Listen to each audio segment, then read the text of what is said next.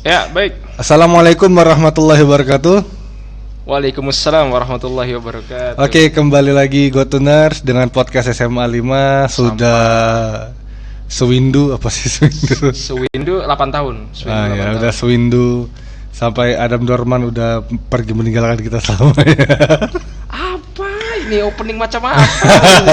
Oke, kembali lagi bersama saya Fris dan di depan saya ada Adam Dorman. Kali ini kami akan membahas yang simple dulu aja. Kan SMA 5 baru menyelesaikan AAT ya, Assessment akhir tahun 2023 semester 2. Jadi persiapan yang kelas 11 mau naik kelas 12, kelas 10 naik kelas 11 gitu. Dan yang kelas 9 daftar ke sini. Ya udah semuanya kelas 1 naik kelas 2, kelas 2 kelas 3. Iya, jelas kan, spesifik kan, benar. Yang untuk PPDB jangan sampai lewat waktunya ya. Kalau lewat waktunya nanti menyesal. Terus yang mau jalur prestasi siapin menyesal. Iyalah, menyesal. Oh iya udah gak. Di negeri cuy, negeri. Iya udah. Negeri dapat KJP, sekolah nyantai. Nyesel saya ngomong kata menyesal. Iyalah. Ya. Lanjut. Menyesal sih. Diulang-ulang nih. Lanjut.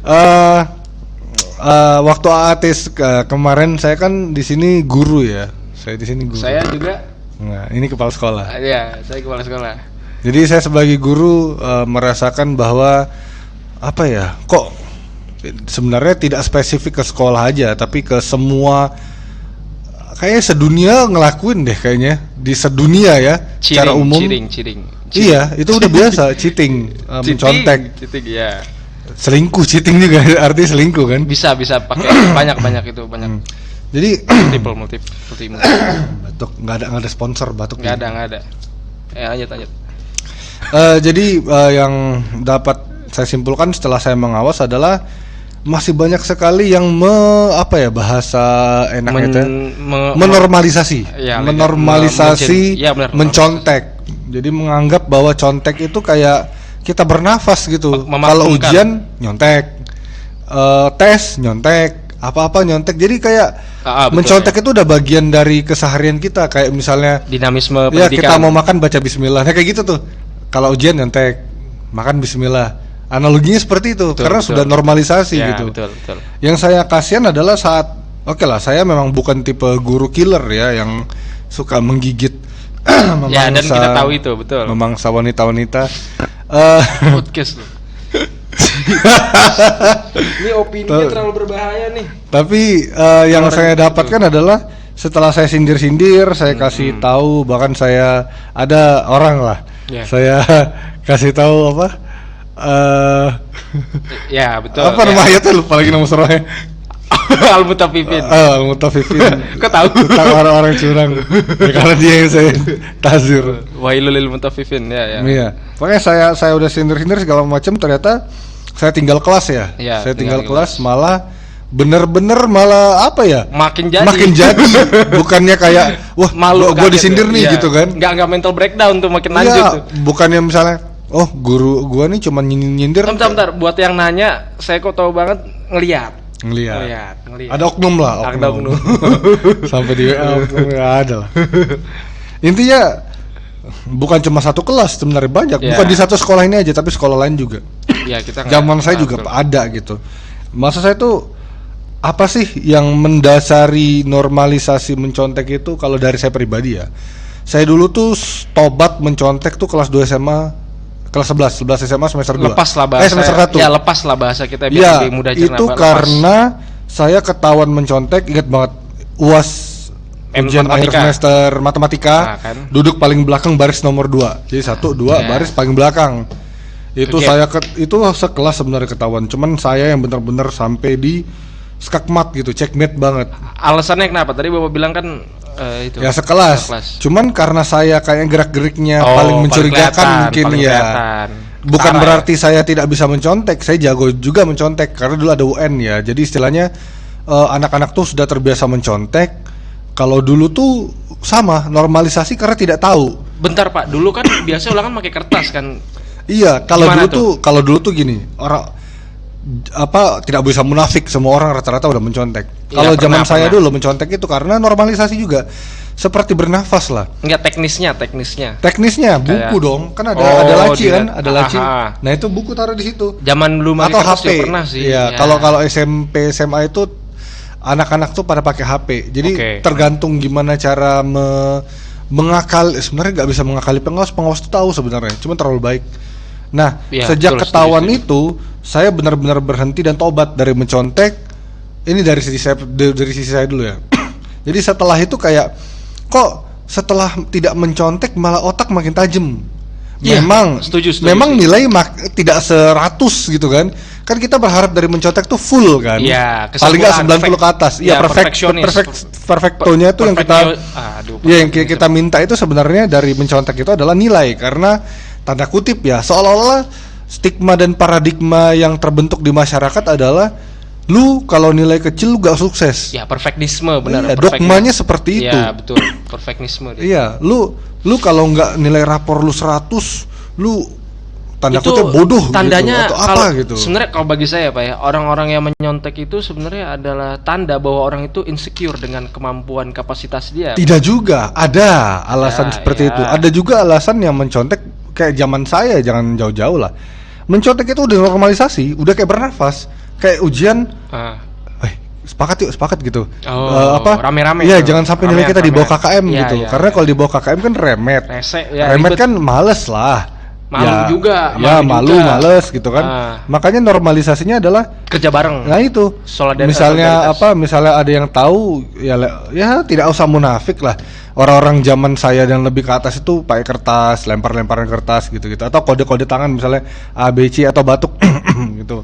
Ada kodenya ada kodenya. Kayak kode Morse. Iya, serius ada. Canggihnya tuh ya. Ada yang cuma kayak gini doang nih.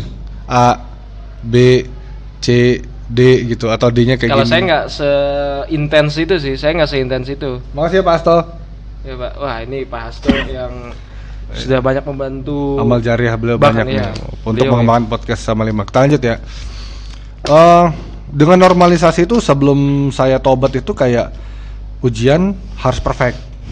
Iya, itu benar. Jadi belajar saya belajar, teman-teman saya juga belajar. Belajar itu sekedar untuk mencontek tuh kayak kalian punya senjata utama, itu senjata sampingan, cadangan. Iya, betul. Tapi karena udah normalisasi, maka mencontek itu sudah menjadi kebutuhan.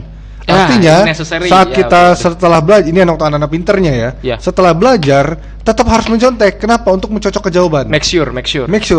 Tetap aja salah. Kalau secara kadang banyak anak yang pinter, benar dia setuju Pak. Kadang-kadang anak yang pinter untuk perbandingan. Dia harus compare. Ada 2 tipikal orang nyontek nih. Yang pertama tuh orang yang dia udah ngisi jawabannya duluan, tapi kayak cari lagi. Ya karena dia gitu. Ya karena tadi tuntutan nilainya harus perfect. Ini jadi benar. Dia kayak gue udah belajar, gue udah yakin, tapi kayak daripada gue salah, gue coba tanya sama yang lain deh, yang lebih pintar atau setara sama gue gitu, untuk memastikan jawaban kita sama. Jajak pendapat ya. Tapi itu tetap salah. Iya, karena kenapa? Ujian mencontek itu tetap salah, karena mencontek itu bagian korupsi. Coba kalau kalian buka buku KPK, kalau dulu waktu saya SMA atau SMP, di SMA kami pernah didatengin oleh tim KPK. Bukan untuk menginspeksi sekolah, bukan. Jadi sosialisasi. KPK-nya sosialisasi, ngasih buku tangan. Tapi udah hilang sekarang kayaknya. Dulu saya dapat buku saku kecil-kecil tuh. Saya masih ingat banget karena saya kutu buku ya. Saya masih ingat banget. Palembang itu ya. Ya. Beberapa di halaman keberapa gitu ada tulisan bahwa mencontek itu bagian korupsi. Mencontek. Iya, kita tapi korupsi mikro jatuhnya ya. Korupsi apapun tetap korupsi dong. Tidak boleh menormalisasi skalanya. Tidak boleh dong. Ya itu sama saja kita menghalalkan korupsi jadinya. Kayak misalnya korupsi makro yang mengambil uang rakyat, berarti yang mikro nggak masalah dong, tetap masalah. Iya sih, benar. Karena curangan nih. Contoh, kalau misalnya ujian PNS itu tanda kutip ya, itu susah banget untuk mencontek. Bagi pecontek, alhamdulillah saya tidak mencontek karena saya udah tobat dari kelas 2 SMA. Ilmunya bahasanya seadanya kita pada saat itu kan. Iya, kalau saya benar-benar ikhtiar dan tawakal gitu. Jadi saya cerita lagi, saya tobat di kelas 11 semester 1, inget banget saya. Setelah itu semester 2 memang anjlok nilai saya karena pertama-tamanya saya ujian tanpa mencontek. Jadi ya saya tuh tipe orang saya tipe saya. orang yang belajar compare. Ya. Plus cari jawaban yang kosong yang belum itu kayak dulu gitu kan. Terus ya sama sih teman-teman, mustahil kalau ada orang wah ternyata Anda mencontek, Anda juga mencontek gitu kan. Zaman dulu tuh mencontek tuh masih normal banget gitu. Kayak ya sekarang lah, karena tidak ada yang mengingatkan. Sejak guru killer matematikanya itu skak checkmate saya, yang lain tidak sadar, saya yang sadar. Ya. Maksudnya yang lain di checkmate, bodoh amat. Iya, benar. Tetap mencontek mereka di semester berikutnya. Sedangkan saya tobat jadinya kayak ya Allah, malu banget gitu. Apalagi saya ketua rohis waktu itu. Apa? Tadi saya nggak naruh headset nggak dari sempat Pak? Enggak, paling di meja saya kali. Oh, dari meja enggak ada. Dari di meja saya enggak ada. Tadi di mana tadi ya? Saya naruh ya? Lupa lagi. Ntar aja lah. Ini. Mana ada? Itu. Sorry. Saya enggak tiba-tiba. Oh iya, ituan badannya maksudnya. Enggak, saya tiba-tiba ini ada. Ngecek mana nih? sorry, interupsi. Enggak, saya panik banget. Orang sombong. Enggak, saya aja headset saya pakai kabel. Bukan. Sombong. Memori jangka pendek Sombong. Gitu sih enggak. Enakan beli Joker keren. lanjut. Oke. Setelah itu saya mulai belajar. Memang sih pertama-tama kita taubat dari mencontek adalah otak kita tuh seperti dibersihkan ulang. Ya, reset. Yang mindset kita tadi harus nilai perfect, berarti tanpa mencontek apapun itu kita terima. Ya. Mau nilai 10, 20, 30. Nah, efeknya apa? Efek setelah saya berhenti mencontek adalah kepuasan batin. Iya, itu yang saya dapatkan. Karena itu pure. Iya, confidence saya, rasa percaya diri saya naik. Terus juga batin saya tidak menjadi was-was dan tidak menjadi kayak itu sebenarnya mental illness loh. Jadi apa? Jadi lebih tenang. Terus juga apa? Otak saya makin tajam dan itu wallahi benar-benar saya mengalaminya. Akibatnya apa? Yang tadinya saya fokus mencontek berbagi jawaban segala macam, akhirnya saya cuman diminta contekan. Jadi saya ngerjain diminta contekan ya, tapi jahatnya saya dulu adalah saya ngasih yang jelek-jelek. Misalnya jawaban B, saya kasih D. Ngerti nggak? Ya, itu nipu sama. Ya karena saya tidak suka. Setelah saya sebelumnya dari dulu sih karena saya orang Padang ya. Kok enggak jangan saya juga orang Padang sebenarnya. Ya saya orang Padang, emang kenapa? Ya karena saya orang Padang. Ya. Karena saya orang Padang, saya orang Padang. Ada apa dengan orang Padang? Tidak ada hubungannya. Saya orang Padang juga masalah ya apa lah. Nah itu.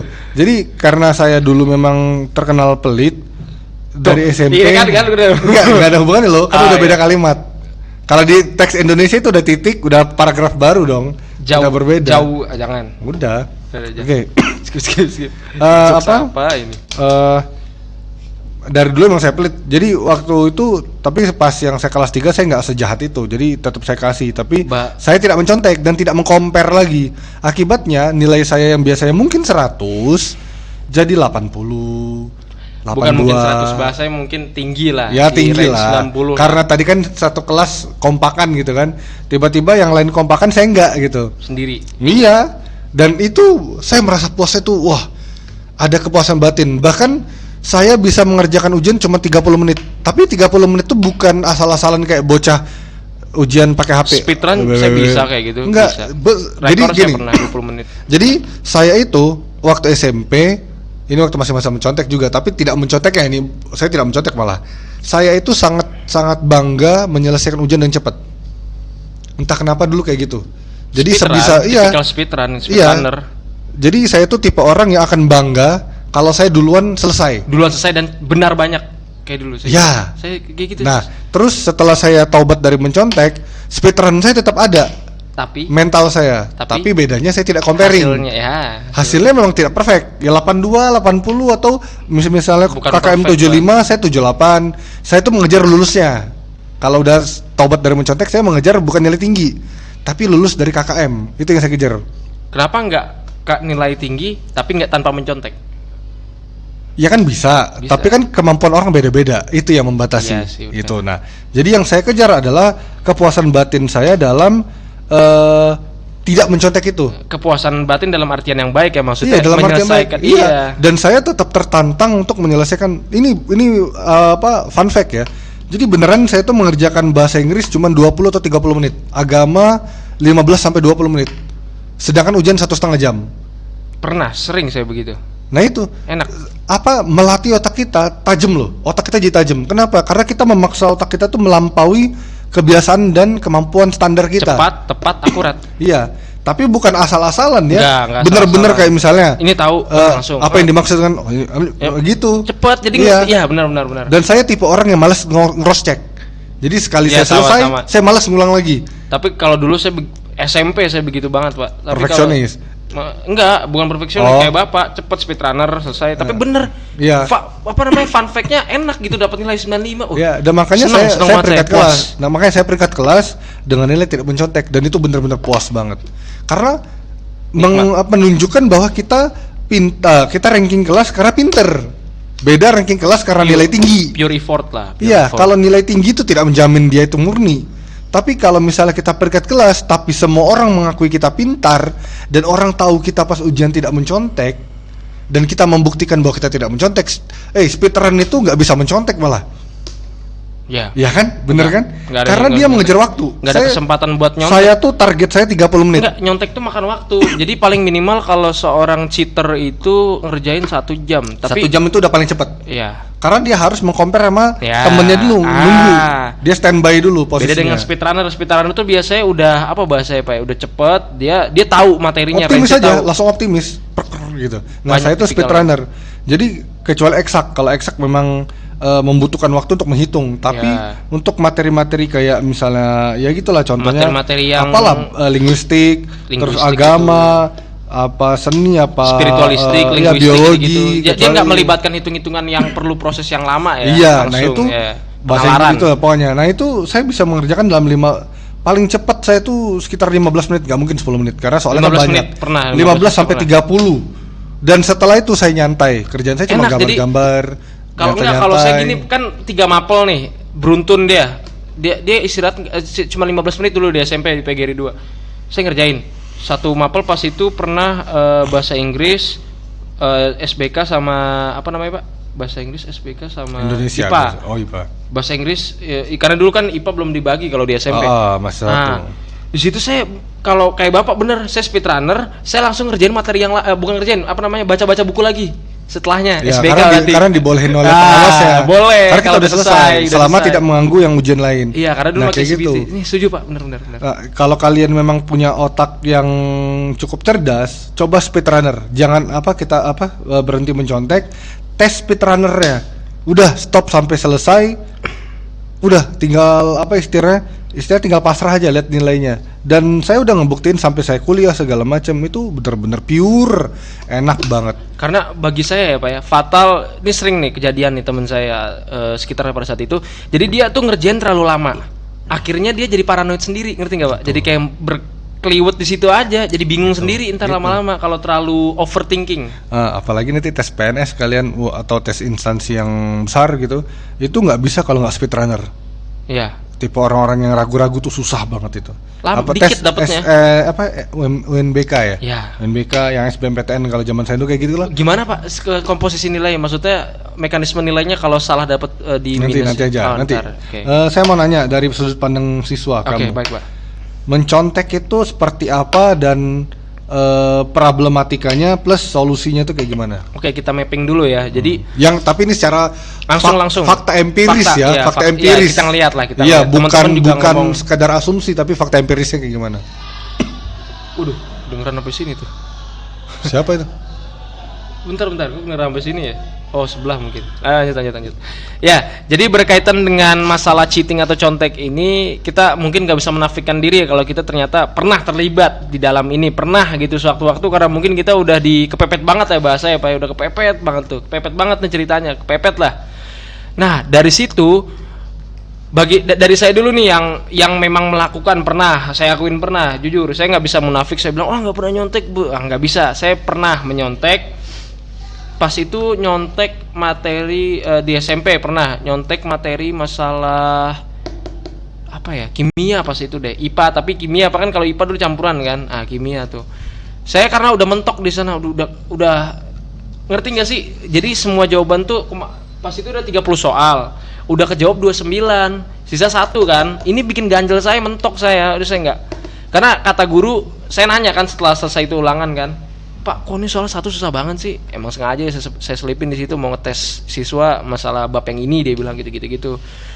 Tapi ini susah Pak, kayak saya aja mentok di sini saya bingung. Duh gimana gitu. Tapi saya nggak ya masa saya ngakuin Pak, tapi saya nyontek nggak mungkin dong saya ngakuin gitu dong. Gue udah tahu juga. Ya mungkin udah tahu dia udah senyum-senyum. Cuman saya bilang, tapi bener jawaban saya karena menyontek itu tadi.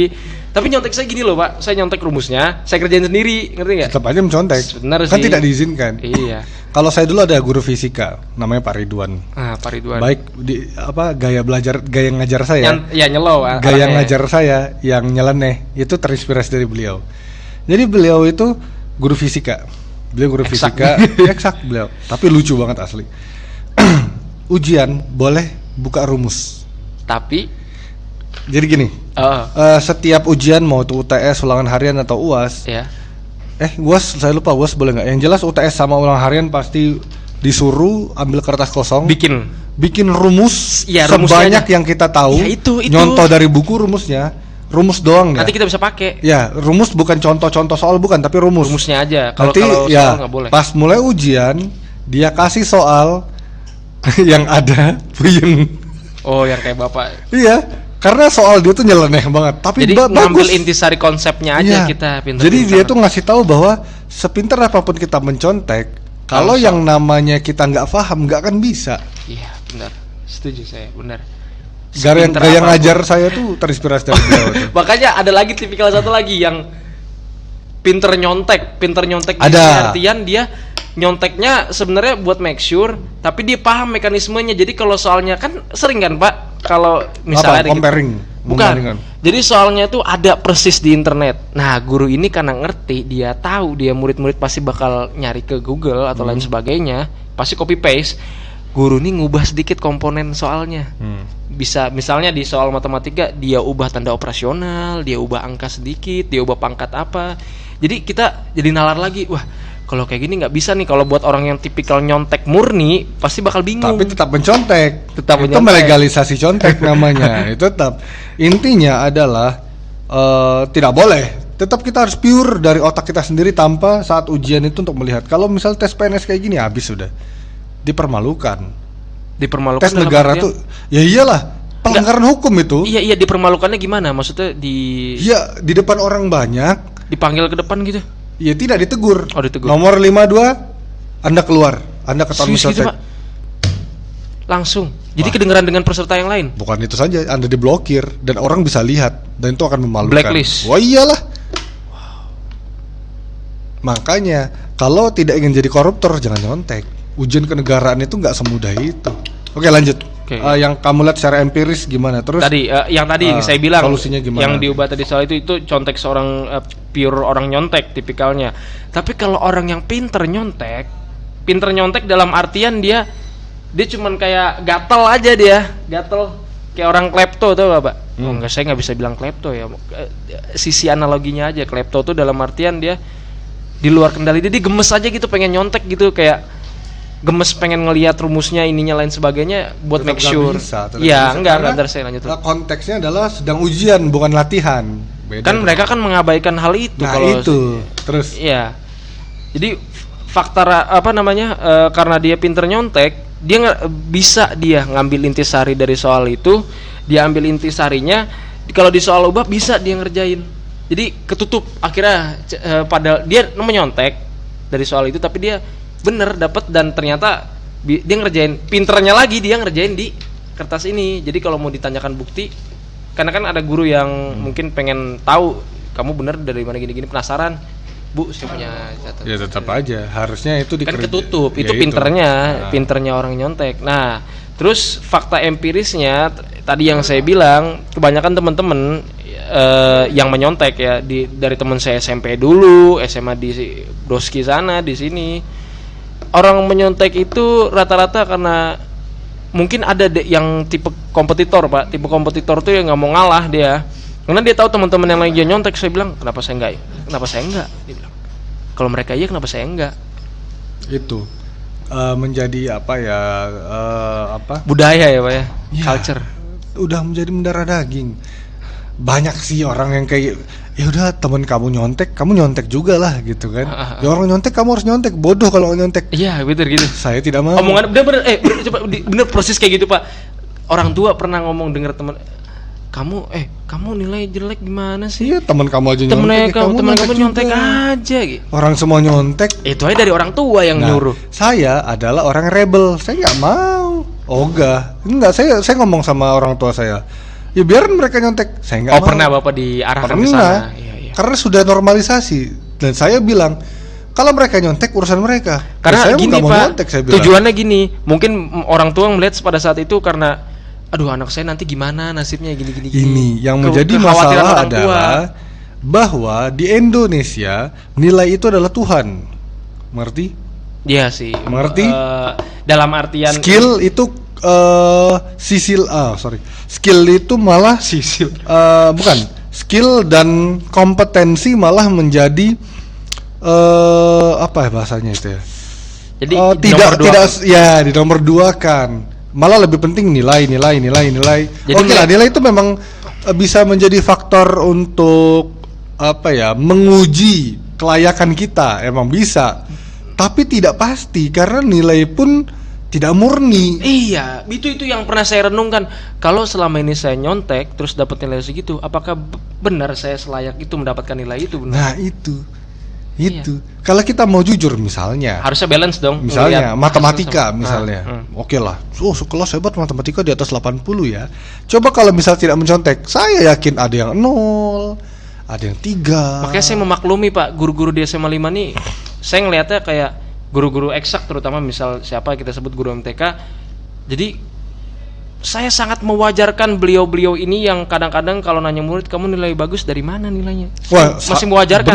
Benar. Itu sangat benar. Sangat benar karena kesehariannya kayak guru tuh tahu loh. Iya, kesehariannya kok begini kok nilai bagus. Si Adam nih perasaan di kelas gak pernah maju ke papan tulis, ngerjain latihan juga setahu saya dinilai saya itu nilainya kecil. Iya, kok bisa ujian di atas 85 ya? Secara logika kan mustahil. Ya, betul. Mustahil dong. Secara bukan sekilas, bahasanya secara teori. Bukan teori apa sih? Data. Secara data itu agak jomplang gitu. Karena kan guru kan patokannya nilai harian, karena harian itu lebih valid. Iya, gitu. Karena lebih banyak dan bahasanya ketahuan, kompetensinya ketahuan. Kan kalau ulangan kan nggak selalu guru itu yang mengawas, benar. Dan itu juga ya saya ngerti lah, banyak komponen yang bisa dimanipulasi. Terus menurut kamu solusinya apa?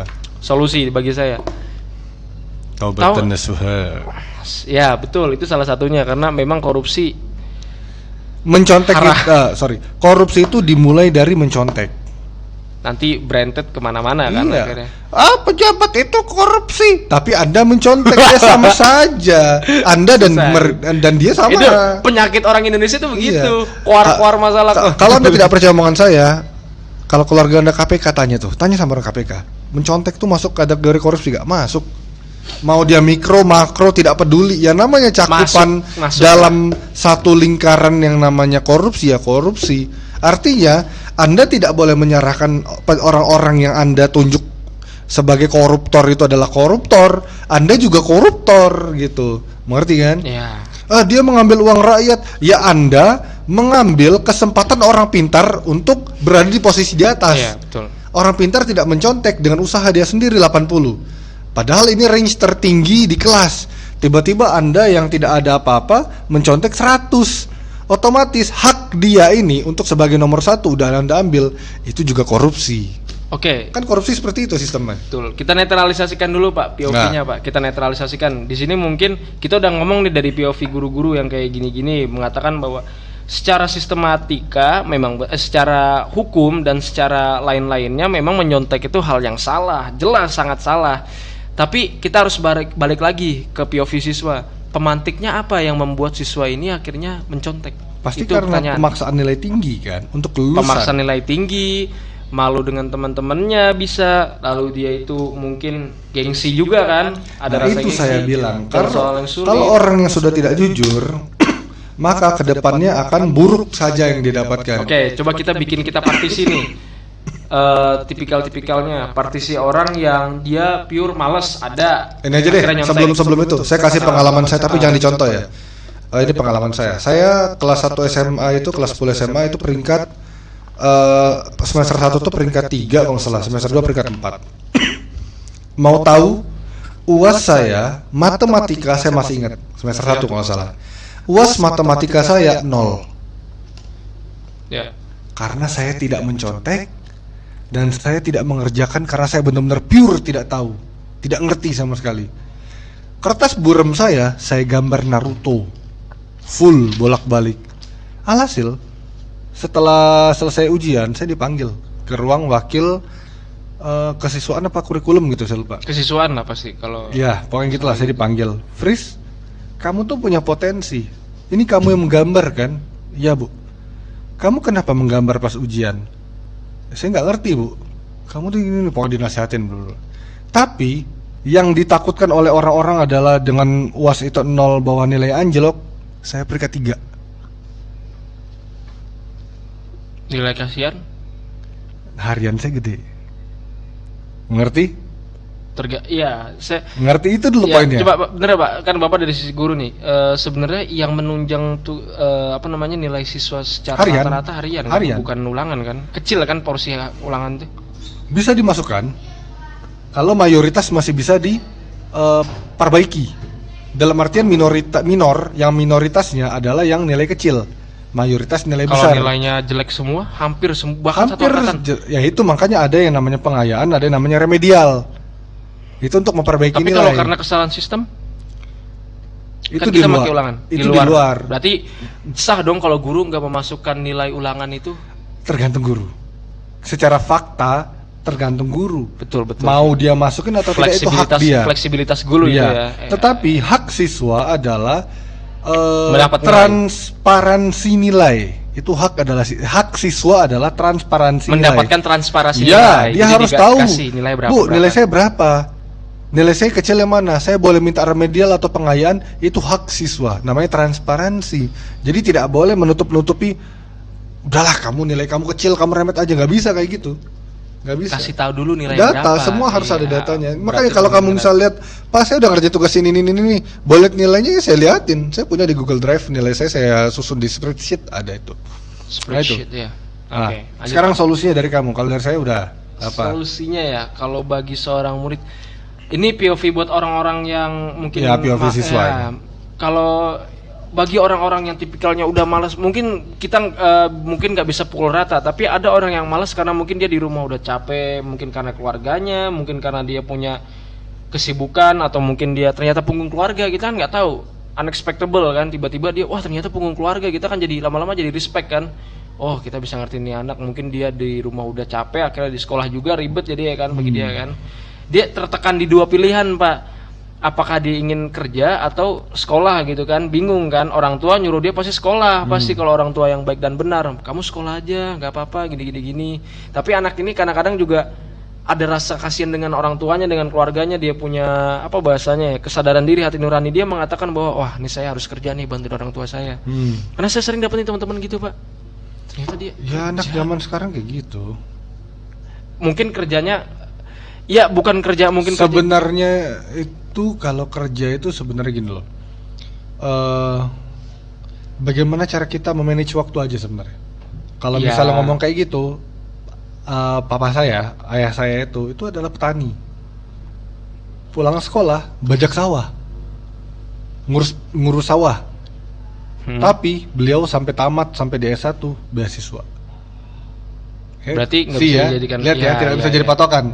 Artinya adalah siapapun kamu, apapun yang kamu lakukan, seberat apapun hidup kamu, semua tergantung pola pikir, mindset kita. Mindset, willingness, tekad. Contoh karena saya udah kuliah ya, kamu kan belum kuliah. Anak kuliah itu banyak banget ada tipikal-tipikal orangnya. Secara umum ada tipikal kupu-kupu, kuliah pulang, kuliah organisasi, kuliah kerja. Kakak. Ada kuliah doang, kuliah organisasi, ada kuliah kerja. Kuliah sambil kerja kan? Iya. Jadi dia pagi mungkin kuliah, malam kerja. Makanya dia suka ketiduran di kampus gitu. Nah, faktanya memang banyak orang-orang yang kuliah kerja ini akhirnya BDO. Anda nggak sanggup lah. Nggak sanggup. Kuliah aja udah. Nah, tetapi ada kelompok minoritas yang dari mereka ini sampai lulus. Uangnya banyak. Artinya semua tergantung mindset. Uangnya banyak maksudnya hasil kerja dia apa? Iya, hasil kerja saat itu.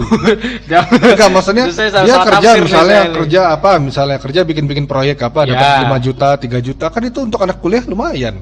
Serius, proyek apa? Seni banyak kayak gitu. Gak tahu aja. 10 juta, 15 juta bisa. Sama aja kayak nggak kuliah dong. Ya bukan, kuliah itu adalah mengamankan itu ya. Bukan, kuliah itu adalah batu loncat atau istilahnya tuh item pasif kita lah. Item pasif. Iyalah, maksudnya S1 tuh berguna misal mau PNS, BUMN segala macam kan. Karena melihat itu benar. Tetapi skill yang mereka lakukan di kampus untuk bekerja itu, ya soft skill itu dibutuhkan dalam bertahan hidup. Makanya nanti jangan heran ngelihat orang-orang yang dia kerja kuliahnya sebenarnya ancur-ancuran, tapi S1 itu orang hebat sebenarnya. Apalagi yang dia kerja tapi kuliah tidak ancur-ancuran, itu lebih hebat lagi.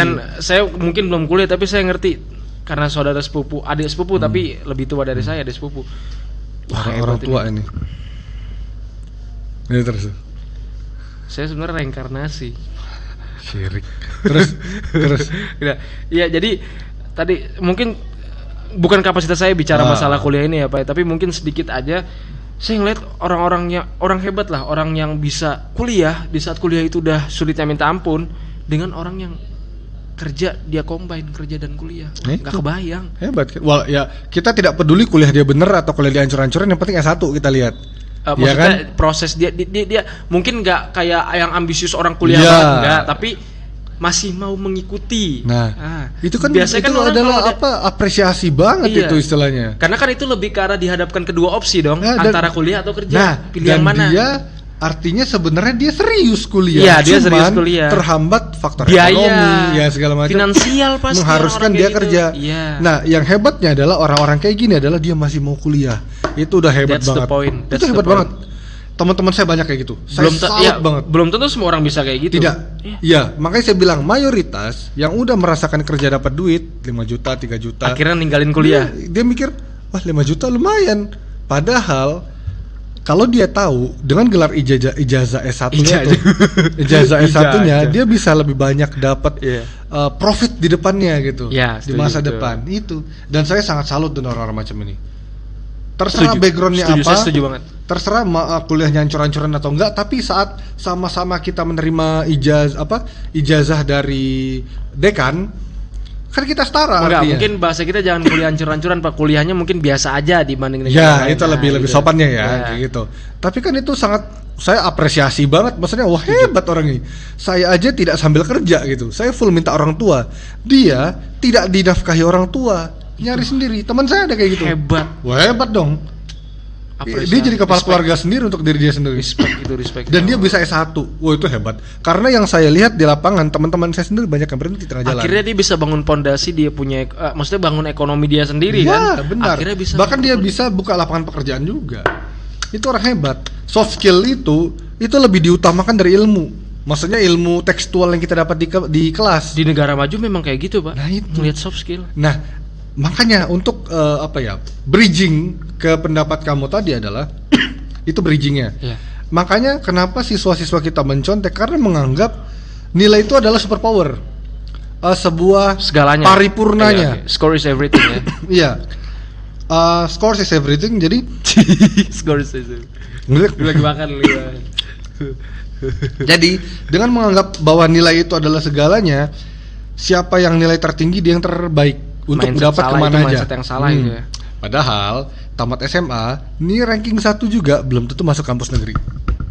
Mungkin chance-nya tinggi, tapi ngerti kayak apa ya? Saya bukan ngomong gacap Pak, tapi kayak tahu nggak sih Pak, kita lagi kita kalau dalam matematika kita ngomong peluang.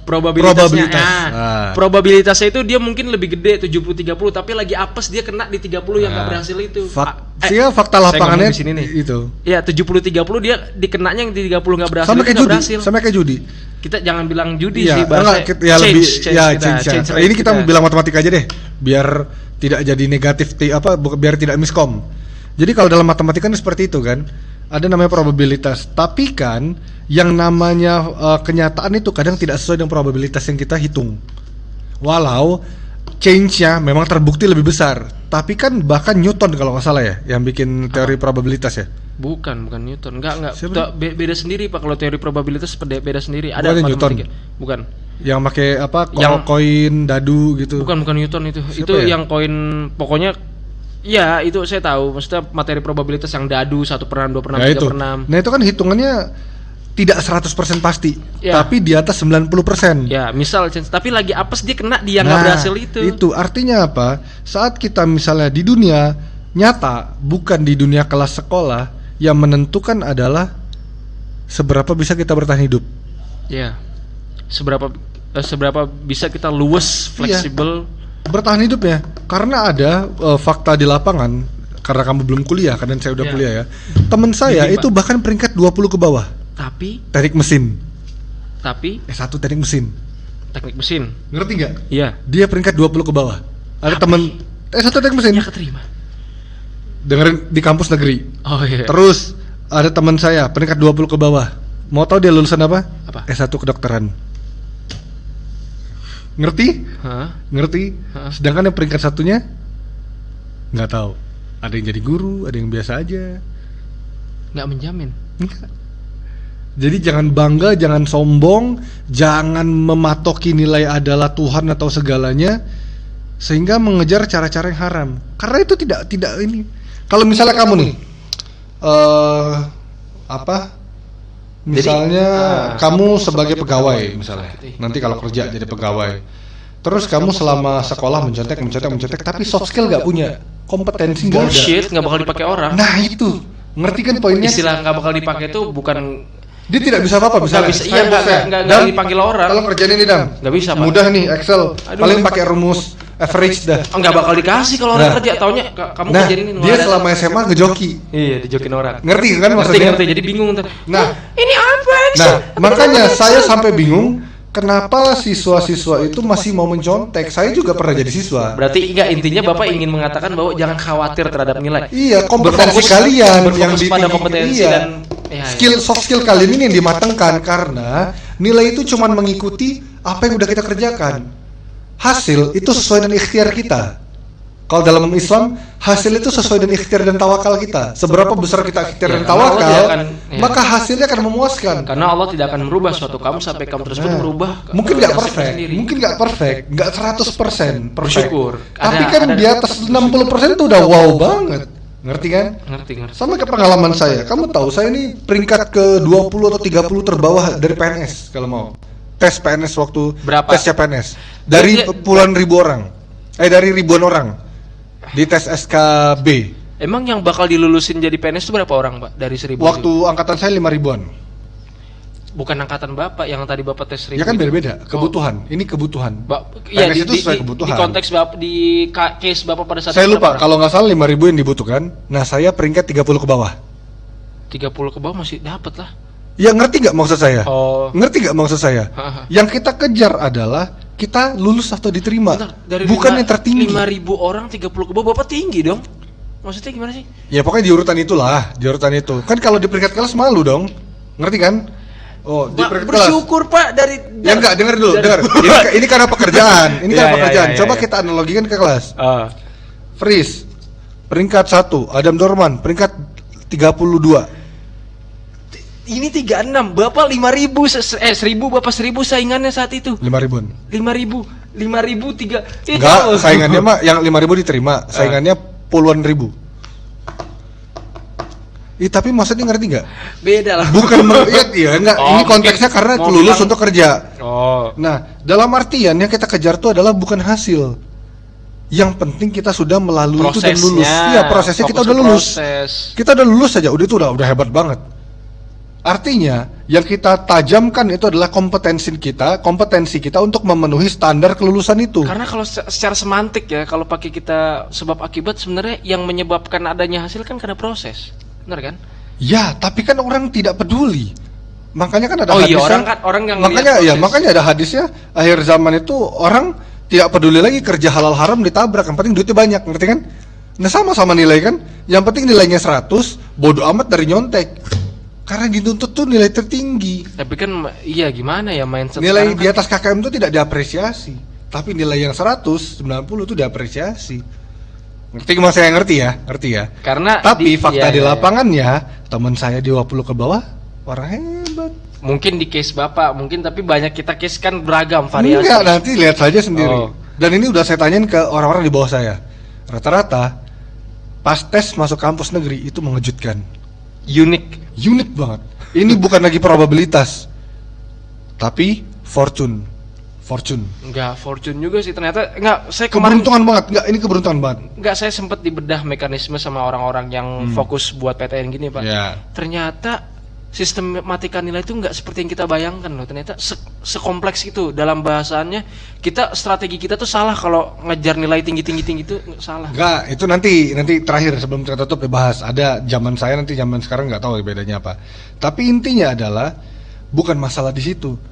Kan yang kita kejar adalah masuknya kan, masuk ke kampusnya kan. Artinya pilihan kita pada kampus itu tepat atau tidak, pilihan kita pada jurusan itu tepat atau tidak, pilihan kita pada nilai kita itu menembus standar atau tidak, itu kan berpengaruh. Mekanisme nilainya ada Pak, saya dijelasin. Ya, standarnya ada, standar indikatornya ada.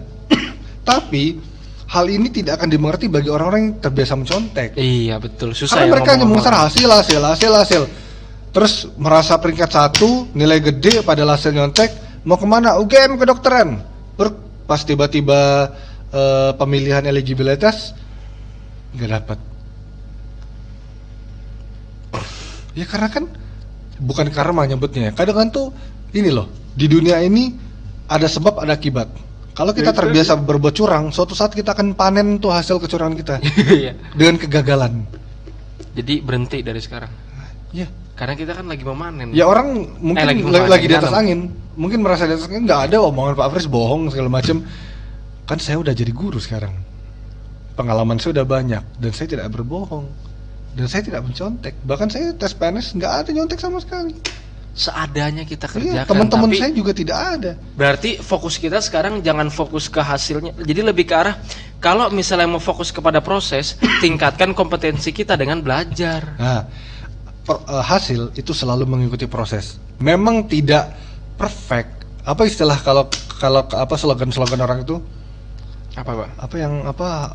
Hasil tidak, proses tidak, usaha tidak akan mengkhianati hasil. Usaha tidak mengkhianati hasil itu terlalu terlalu sombong menyebutnya usaha tidak mengkhianati hasil. Yang benar adalah proses hasilnya akan selalu memuaskan. Memuaskan ini indikatornya bukan perfect. Gimana proses? Proses yang baik akan selalu memuaskan hasilnya. Nah, itu. Memuaskan itu bukan 100. Bisa di atas 75, di atas 80, di bawah 90 tapi masih di atas 85. Itu kan sudah memenuhi jatuhnya kan? Ya tapi kan orang-orang mencontek tidak mau nilai segitu. Mengerti? Ya, ambisinya mau gengsi perfect tadi. Nah itu maksud saya. Perfectionism tadi. Lah, saya ujian dapat 80 biasa aja.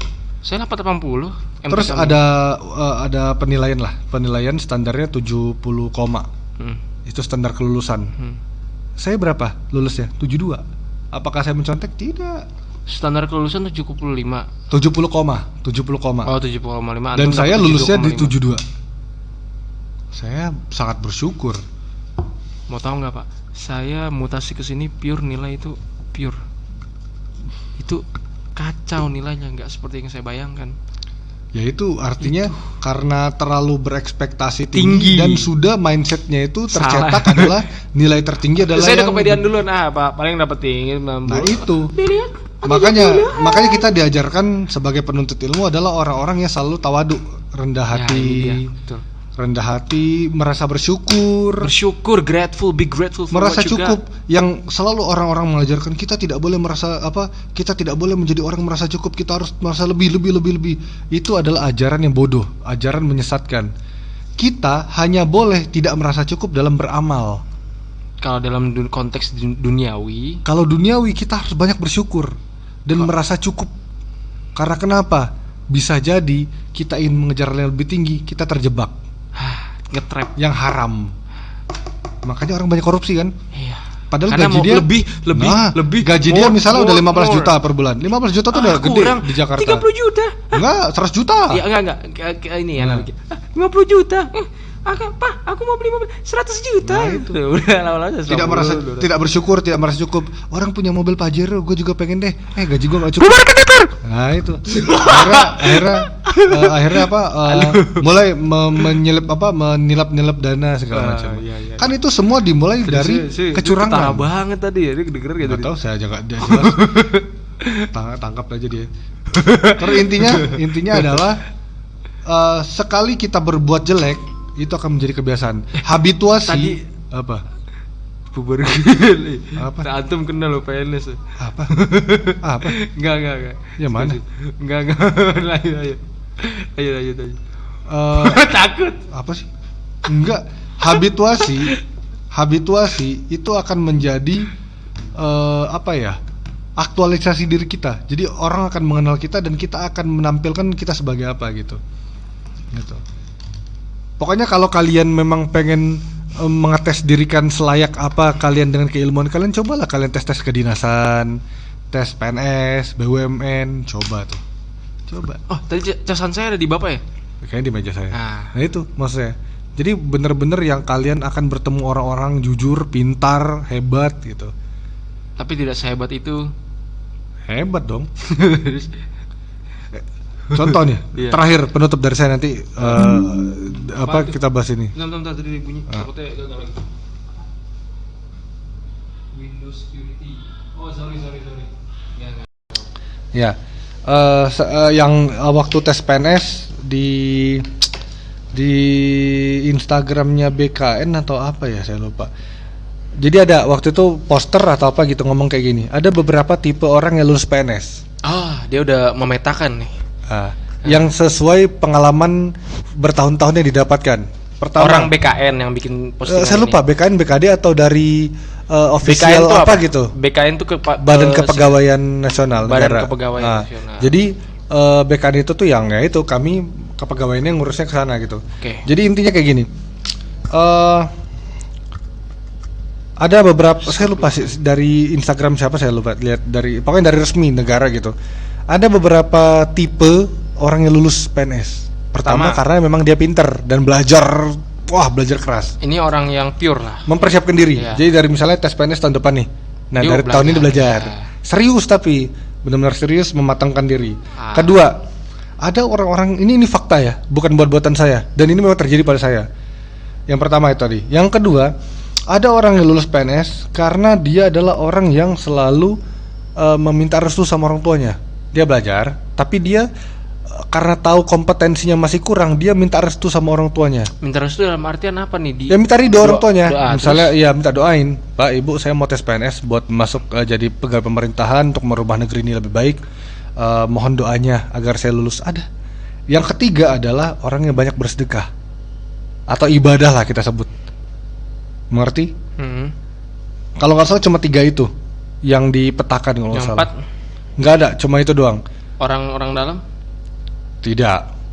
Sekarang tes PNS jujur. Oh, nggak boleh. Hebat. Udah transparansi berarti. Wow, transparansi bagus banget. Udah luas berarti. Udah maksudnya. Kalau kamu bisa lihat waktu tes angkatan saya 2019, kamu bisa baca berita beberapa oknum tertangkap basah oleh panitia ujian, kedapatan di gesper kalau nggak salah si pesertanya itu membawa kami nggak boleh pakai gesper. Di mana ya ditaruh saya lupa. Ketangkep basah bawa ini apa sajam, media sihir sajam media sihir jimat. Belinya di Jatinegara. Ini ada beritanya, bisa dicek. Artinya panitia ujian untuk tes PNS saja seketat itu. Saya cek ya. Cek tahun 2019 kalau salah. Apa tadi Pak? Peserta CPNS kedapatan membawa jimat. Duh, nge-like lagi. Ada, bisa dicek. Artinya, kan ini orang-orang yang ingin shortcut kan, ingin mencari jalan pintas kan. Iya. Dia tidak melalui jalan-jalan yang dia belajar, minta restu orang tua atau dengan cara beribadah, enggak kayak gitu. Nah, orang-orang kayak gini, inilah yang kebiasaan mencontek kayak gini nih. Kayak gini nih ujung-ujungnya. Dia tidak percaya diri untuk hasil dia yang dia pelajari, tapi dia pengen shortcut. wah ini kata yang di pasar, ini jenglot ampuh ini selama 7 hari 7 malam gitu. Pokoknya selama 7 hari 7 malam tokcer gitu. Nah kan orang-orang yang tidak pernah mempercayai dirinya untuk lulus dalam suatu ujian, 2020. Ada kan?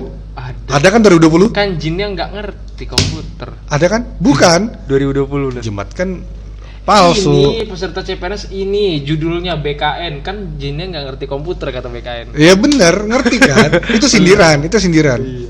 Nggak Makanya kapok-kapok masih ada peserta CPNS bawa jimat. Saya sangat mengapresiasi bersihnya. Astagfirullahaladzim, gini.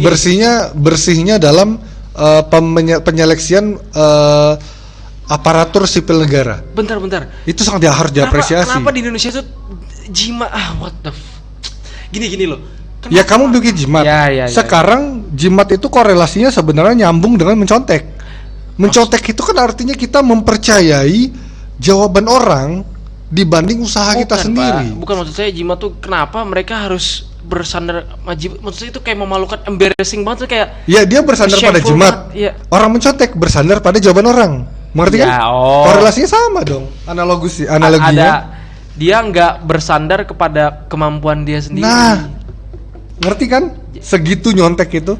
Pasrah dong kalau orangnya kalau sama jawaban orangnya masih mending lah. Tidak ada mendingnya, sama. Ayo apa? Lebih baik dari orang yang percaya jimat. Tidak lah, sama aja. Sama aja sih. Sama. Orang yang percaya jimat dengan jimatnya dia akan menulis jawaban-jawaban itu. Misalnya ini jenglot. Terus ini kertas ujian, ini kita pakai komputer sih. Anggap aja pakai kertas ujian. Ini jimat. Taruh di misalnya dalam celana misalnya. Di celana dalam. Ya, biar sopan nih. Terus dia nulis misalnya jawaban A, B, C. Dia kan feeling dia menurut si jimat itu kan. Dia tuh udah terdoktrin bahwa seolah-olah dia menjawab atas kehendak. Pasrah. Nah, itu sebenarnya cocok dengan orang-orang yang mencontek.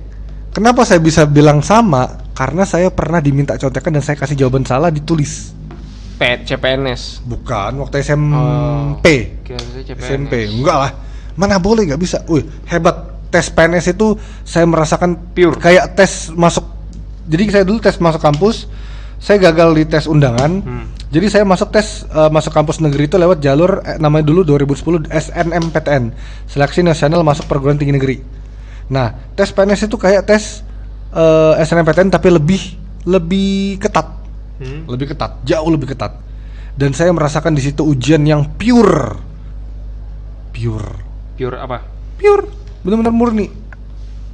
Mencontek aja gerak-gerik gak bisa. Saya mengapresiasi banget panitia ujian. Kadang-kadang di chatting. Itu. Jadi saya mengapresiasi banget bahwa saya berharap dengan sistematika seperti itu negara kita akan bersih. Tapi kalau menurut saya, kalau mau Indonesia bersih itu sebenarnya dimulai dari orang-orangnya dulu yang. Ya makanya dengan adanya tes yang seperti ini, yang pure bersih dan susah, bahkan untuk hal aneh pakai jimat itu aneh kan di ujian. Pasrah kan. Ya ngerti kan? Dari tadi saya kan. Ya bukan, maksud saya kan yang hal seperti itu aja panitia itu tidak mengizinkan kan? Ngerti maksudnya ya? Artinya kan seleksinya sangat ketat. Iya. Nah, maksud saya orang-orang yang terbiasa mencontek itu pada saat seleksi seperti itu, saya yakin nggak akan bisa apa-apa. Ada nggak Pak kecurangan di panitia CPNS? No comment. Takut. Be full man. Takut. Kan habis dibantu. Emang enggak, tapi yang saya rasakan tidak ada. Hebat, makanya saya apresiasi. Kinerjanya lah ya, kinerja. Ya, sangat bersih, jujur. Makanya. Damn full. Dempul. Itulah, pokoknya gitulah. Ini kalau orang-orang terbiasa mencontek kayak gini. Su'uzon wal su'uzon. Enggak, kan bisa aja. Kan berdasarkan probabilitas tadi bisa aja dia curang ternyata. Jadi kalau misalnya curang itu sebenarnya bisa kelihatan. Enggak, makanya saya bilang tim CPNS tuh yang enggak bisa ya. Enggak, jatuhnya apa sih Pak? Kalau yang ngadain CPNS tuh pihak BKN ya? BKN Badan Kepegawaian Nasional. Nah, gimana cara masuk BKN? Ada tesnya juga? PNS. Makanya PNS ngetes PNS nih gitu. CPNS ya, bener ya. Enggak jadi. Enggak bisa lah. Ya kan udah beda. Dia udah punya pangkat segala macam, sedangkan ini belum PNS. Orang-orang umum yang mau jadi CPNS, ngerti enggak? Oke, ya. Tapi saya nggak pernah dengar sih kalau di makanya jadi PNS. Biar tahu. Saya mau jadi milioner. Tidak ada alasan siapapun bekerja apapun untuk jadi milioner. Triliuner lah, biar lebih bagus. Kenapa? Kan? Milioner lebih rendah dari triliuner. Iya. Saya triliuner. Saya kuadrilioner. Nah, yang menentukan adalah kamu jujur dan bersih atau korup. Katakan tidak pada korupsi. Biasanya orang-orang yang suka menyindir ujung-ujung dia juga ngelakuin. Makanya stop mencontek. Karena mencontek itu enggak, Bapak ingat enggak iklan yang katakan tidak? Saya ini PNS 2008, Pak. Ya tetap saya harus menjaga nama baik instansi. Intinya ya iyalah. Wah, saya orangnya nasionalis, Pancasilais, saya integritas, saya segala macam. Nasakom. Nasib 1 koma. Itu kalau di kampus tuh Nasakom tuh nasib 1 koma. Orang-orang yang IP-nya di bawah 1. Apa ada begitu? Ada kuliah apa itu di bawah 1 0,0. Enggak percaya, makanya kuliah. saya ambil teknik. Kuliah ambil teknik atau apalah yang susah-susah. Wallahi 0, serius. Satu aja udah rendah. Saya pernah waktu masih di teknik dulu, tapi bukan di seni rupa. Pernah. Pantesan tahu nasib 1 koma. Enggak tahu aja. Intinya kayak gitu. Pokoknya makanya kalau misalnya memang pengen ngetes sistem yang kejujuran kayak gitu, tes kedinasan tuh wah asik banget. IPK saya 4. Hati-hati lah, takabur itu berbahaya loh. Kan saya belum kuliah, berarti sekarang ya, takabur itu namanya. Itu sama kayak ada di medsos. Kak, gimana ya caranya saya masih semester 2 tapi saya mau ngerjain apa? Saya mau bikin judul skripsi. What the? Kan itu sangat apa lah ya. Siapa itu yang di medsos ada itu meme kayak gitu. Itu kan tapi nggak apa-apa, berarti dia visioner dong. No. Hah, kenapa? Rasain sendiri nanti. Oh. Itu omongan mahasiswa baru seperti itu. Gue pengen skripsi, gue mau nyiapin skripsi. Tapi lihat aja nanti. Ujung-ujungnya nyiapinnya pas berapa semester sebelum akhir gitu lah. Kenapa sih kayak menjadi momok banget Pak buat skripsi, Pak? Kenapa? Anda coba. Jangan cuma ngomong. Ingat kesombongan itu akan menghancurkan. Saya kalahkan terus saya kalahkan sistem itu. Saya bikin broken sistemnya. Podcast udah ngaco nih. Intinya kayak gitu lah. Kalau misalnya saya bisa menjamin tes kedinasan itu benar-benar murni yang saya rasakan tuh sangat asik banget. Jadi saya di ruangan itu asing, terus ada pemeriksaan. Jadi kita dia ada jaraknya nggak kayak ini? Iya, jarak. Ada jarak. Terus komputer, terus nggak bisa buka apapun selain soal yang disediakan. Bajunya pakai apa Pak? Formal? Hitam putih lah. Oh, yang kayak orang mau ngelamar kerja ya? Ya kayak gitu emang. Terus juga pokoknya tidak boleh pakai gesper, jam tangan segala macam. Kalau celana oversize? Disediakan. Nah, itu saya tuh waktu itu. Disediakan tali rapia. What the Iya. Seriously? Tesnya jujur coy. Keren banget asli. Emang kalau pakai gesper bisa nyontek apa? Ini teknologi loh. Era teknologi. Pot itu aja. Kalau seandainya ada jualan, jangan pot deh. Kita bicara fakta. Ada Google jual gadget berbentuk kacamata. Bisa nyontek. Iya. Bisa nyontek ya. Oh, bisa ngelihat. Oh ini ya yang kacamata. VR. Iya. Sekarang udah ada yang kayak gitu. Jam tangan sekarang merek apapun ada yang bisa untuk teknologi HP. Nggak worth it. Di CPNS boleh kacamata nggak? Boleh, karena kacamatanya harus terlihat juga.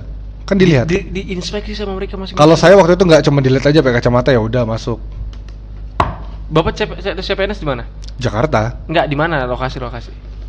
Saya kan waktu itu sama mertua ya di Keramat Jati saya tuh tes pertama di mana ya? Iya, tempatnya apa? Kantor BKN. Saya ingatnya di BKN kantor Ciracas ya, di Ciracas.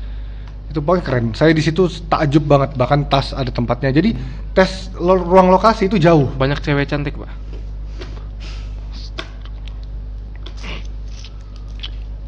Dah, gitu aja ya. Jadi hindari mencontek. Ingat, mencontek itu adalah perbuatan haram, dosa. Itu adalah yang pernah dilakukan oleh para koruptor. Kalau kalian menghina koruptor, berarti kalian menghina diri sendiri kalau masih mencontek. Karena ya koruptor itu maling lah. Mencontek saya jelasin sedikit lagi. Kenapa mencontek itu salah? Karena mencontek itu mengambil hak juga, sama kayak koruptor mengambil hak orang lain. Karena ada orang yang pure tertutup sama kamu, yang nyontek. Anggaplah kamu lulus masuk kampus A karena mencontek. Nah ini ada orang lulus jujur, harusnya dia masuk ke kampus A itu kursinya kamu ambil. Iya. Kamu nggak pantas. Nah itu ingat. Tapi kalau karena Allah akan membalas semuanya. Ingat Al-Zalzalah ya, Al-Zalzalah. Sedikit pun kebaikan itu akan dibalas, kejahatan pun akan dibalas. Itu. Ya, benar. Jadi stoplah mencontek. Itu dari saya. Kalau kalian mau mencontek itu hak kalian ya, itu hak kalian. Tapi ingat, kalian mencontek sama saja kalian menghancurkan bangsa dan negara ini. Berarti kalian tidak Pancasilais. Jangan jauh-jauh Pak, menghancurkan diri sendiri. Diri sendiri ya. Tapi bangsa negara bisa ikut nanti. Oh iya, kalau diri sendiri. Kalau dari kecil dia sudah mencontek, suatu saat dia udah jadi besar, lalu membuat laporan palsu, ngerti kan? Inspeksi palsu segala macam palsu atau korupsi segala macam. Karena udah terkorup ya. Iya, ya kan jadi koruptor dia. Ini kejamnya pihak sipil ya. Enggak juga, semua kan ada ranahnya. Oh, yang makanya anda kuliah dan kerja biar Anda tahu bahwa semua sisi itu bisa korup. Tergantung siapa pelakunya. Antum bisa korup. Tapi saya tidak mau. Lah, saya tidak mau. Iya. Apa itu gratifikasi? Saya menolak, saya udah ngasih tahu. Nggak boleh. Emang nggak boleh. Gratifikasi haram. Ya haram, apalagi korupsi, apalagi mencontek. Makanya jangan mencontek. Walaupun nilai kecil nggak apa-apalah. Ingat, Allah tuh pasti akan menolong orang-orang yang jujur. Kalau kalian mencontek ya kalian koruptor. Dan ingat, itu dosa mencontek itu. Itu aja dari saya. Apabila banyak salah kata saya mohon maaf. Jika ada yang tidak berkenan juga mohon dimaafkan. Subhanakallahumma bihamdika asyhadu an la ilaha illa anta astaghfiruka wa atubu ilaik.